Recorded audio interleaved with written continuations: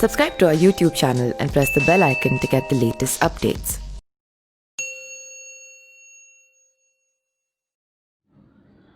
बॉलीवुड में ड्रग्स को लेकर चल रही जांच में रोज एक नए खुलासे हो रहे हैं। हाल ही में स्टार अभिनेत्री दीपिका पादुकोण का भी नाम ड्रग्स मामले में आया तो बॉलीवुड ही नहीं बल्कि राजनीतिक हलकों में भी बयानबाजी शुरू हो गई। ड्रग्स मामले में नाम सामने आने के बाद बीजेपी नेता और सांसद मनोज तिवारी ने दीपिका को निशाने पर ले लिया है।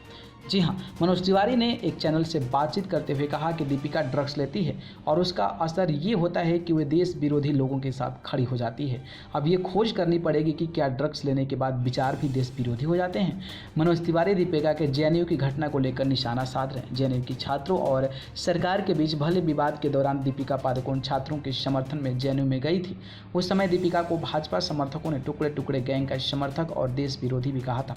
मनोज तिवारी ने मौका मिलने पर दीपिका पादुकोण पर इस घटना को लेकर तंज कसा है।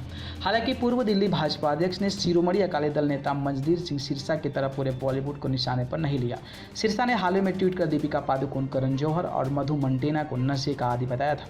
वहीं मनोज तिवारी ने कहा कि पूरा बॉलीवुड इससे लिप्त नहीं है। एबीपी से बातचीत में मनोज तिवारी ने कहा कि कुछ लोग भारत के बॉलीवुड पर प्रश्न चिन्ह लगाना चाहते हैं। हमें उनकी साजिशों में नहीं आना चाहिए। जो लोग इससे लिप्त हैं उनकी जाँच हो और कड़ी से कड़ी सजा हो, क्योंकि इन लोगों भारत के श्रृंगार बॉलीवुड को ऐसे धब्बा लगा दिया है। बॉलीवुड में बड़े स्टार्स भी परेशान हो गए हैं जैसे लोगों से जो ड्रग्स में लिप्त हैं। ये आने वाला युवा पीढ़ी को गलत मैसेज दे रहे हैं।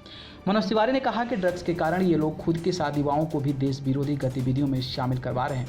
ये जहाँ से भी ड्रग्स आ रहा है वैसे उनका मन का विचार हो जा रहा है।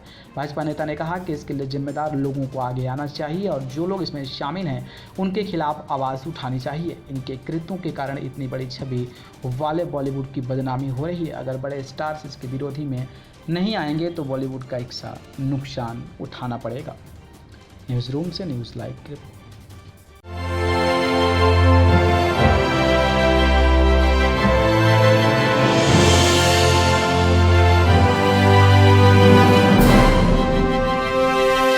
Subscribe to our YouTube channel and press the bell icon to get the latest updates.